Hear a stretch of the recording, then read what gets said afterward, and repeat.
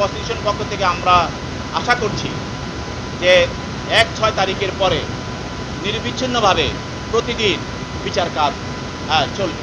আমাদের সরকার এই জনাব যে বিচারক আছেন মাসুদ সালেকিন, ওনার যে ছুটি অবকাশকালীন ছুটি সেটা বাতিল করেছে।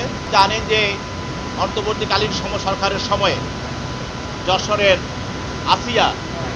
নড়াইলের আসিয়া তাকেও এভাবে দর্শন করে হত্যা করা হয়েছিল।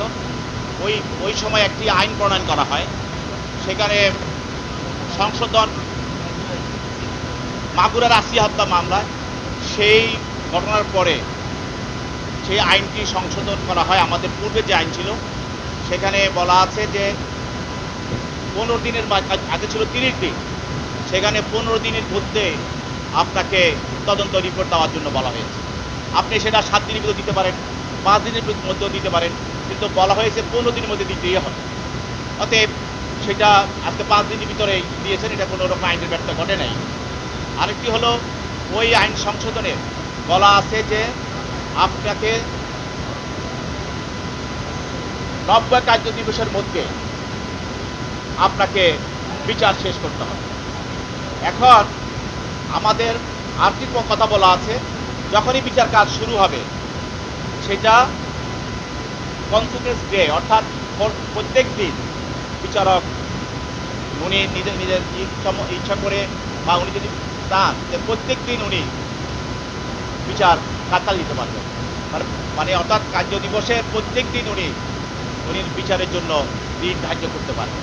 তা আমরা প্রসিকিউশন পক্ষ থেকে আমরা আশা করছি যে ১-৬ তারিখের পরে নিরবিচ্ছিন্নভাবে প্রতিদিন বিচার কাজ চলবে।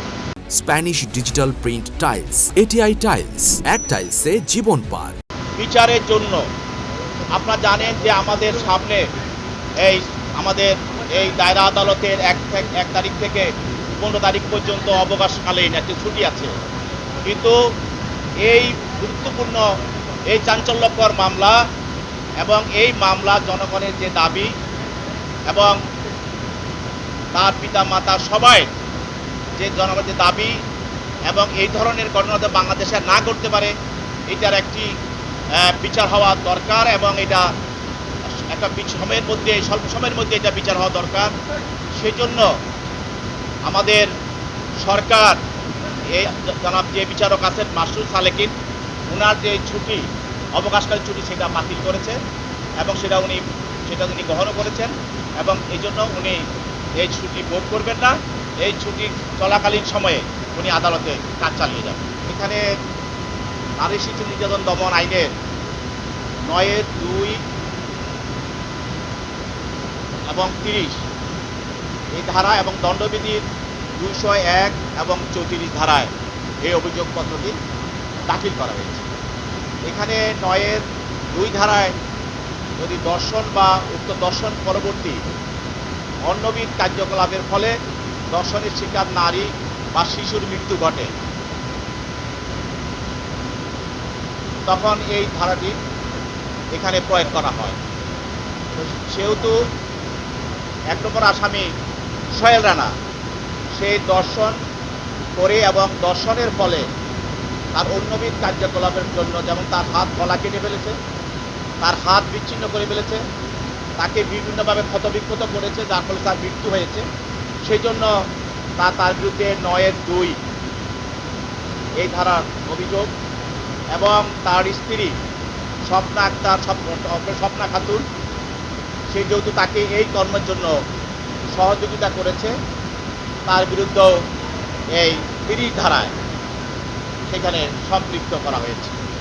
এছাড়া যে আলামত, অর্থাৎ হত্যা করার সময় যে বিষয়গুলো তার মাথা, মস্তক এবং তার হাত পা এবং তার শরীর, এটাকে গোপন করার জন্য বা এটাকে সরিয়ে ফেলার জন্য যদি এই ধরনের কার্যকলাপ করা হয়, সেটাতে আমাদের দণ্ডবিধির ২০১ ধারা, এই ধারায় তার বিরুদ্ধে ১ নম্বর আসামি সোহেল রানার বিরুদ্ধে অভিযোগ আনা হয়েছে এবং ওই কাজে যে সহযোগিতা করে অর্থাৎ তার স্ত্রী, তার বিরুদ্ধে ৩৬ ধারা সেখানেও তার বিরুদ্ধে আনা হয়েছে।